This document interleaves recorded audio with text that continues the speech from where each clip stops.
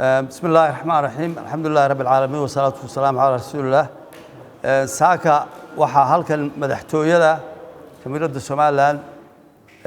shir kula yeeshay madaxweynaha Jamhuuriyadda Soomaaliland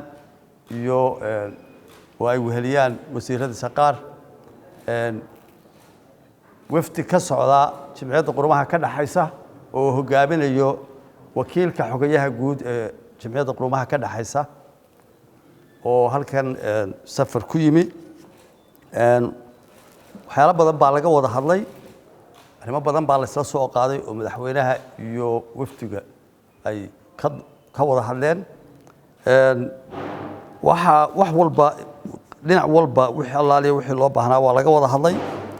ugu muhiimsan arrimaha ugu haddaan wax ka soo qaado waxaa ka mid ah waxay Somaliland u gudbisay wakiilka xogayaha guud ee qaramada midoobay inuu ka gaarsiiyo fariimo ka gaarsiiyo xogayaha guud kuwaasoo ay ka mid yihiin in muddo imika 30 sanadood ah Somaliland ay hanatay oo ka shaqaysay madax banaanideeda qadiyadeeda ay mataqaanaa gudatay ay ka taliso danaheeda dhamaantooda iyadu gacanta ku hayso oo ka taliso hadday tahay dhulkeeda iyo maamulka dalkeeda hadday tahay cirkeeda hadday tahay badeeda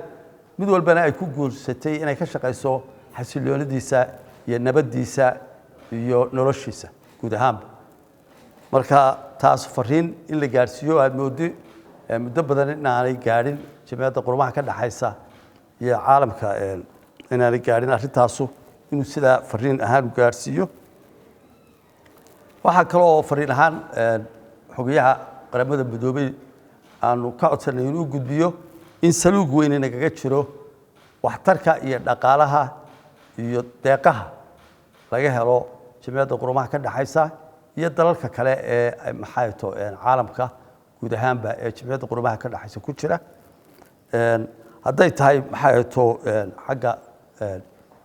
maxayto dhisida kaabayaasha dhaqaalaha hadday tahay shaqo abuurka iyo caawinta hadday tahay arrimaha maxayto bulshadu u baahan tahay sida waxbarashada iyo caafimaadka iyo biyaha iyo ay tahay mid walba in ay aad iyo aad saluug badan inaga jiro waxtarka caalamka oo fariin ahaanta u gaarsiiyo